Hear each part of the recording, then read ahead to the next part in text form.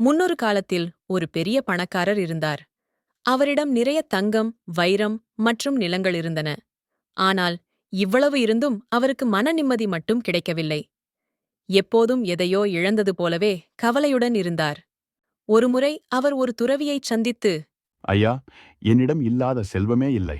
ஆனாலும் நான் மகிழ்ச்சியாக இல்லை. உண்மையான மகிழ்ச்சியும் செல்வமும் எங்கே இருக்கிறது? என்று கேட்டார். துறவி சிரித்துக்கொண்டே, நாளை வா சொல்கிறேன். என்றார். மறுநாள் காலை அந்த பணக்காரர் துறவியின் குடிசைக்குச் சென்றார். அங்கே துறவி தன் குடிசைக்கு வெளியே ஏதோ ஒன்றைத் தேடிக் கொண்டிருந்தார். பணக்காரர் அவரிடம் சென்று, ஐயா, என்ன தேடுகிறீர்கள்? என் குடிசைக்குள் இருந்த ஒரு ஊசியை தொலைத்து விட்டேன், அதைத்தான் இங்கே தேடுகிறேன். என்றார். பணக்காரர் ஆச்சரியத்துடன், ஐயா, ஊசி குடிசைக்குள் விழுந்தது என்றால் அதை ஏன் வெளியிலுள்ள வெளிச்சத்தில் தேடுகிறீர்கள்? உள்ளே அல்லவா தேட வேண்டும்? என்றார். துறவி உடனே அமைதியாக, அதேதான் உனக்கும் சொல்கிறேன். மகிழ்ச்சி என்பதும் உனக்குள்ளேதான் இருக்கிறது. ஆனால் நீயோ அதை வெளியிலுள்ள சொத்துக்களிலும் பொருட்களிலும் தேடிக் கொண்டிருக்கிறாய்.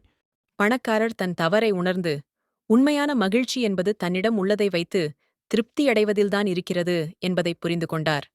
மகிழ்ச்சி என்பது வெளியில் தேடும் பொருள் அல்ல. அது நம் மனதிற்குள் இருக்கும் ஒரு உணர்வு. இருக்கும் நிலையை ஏற்று திருப்தியடைவதே உண்மையான செல்வம்.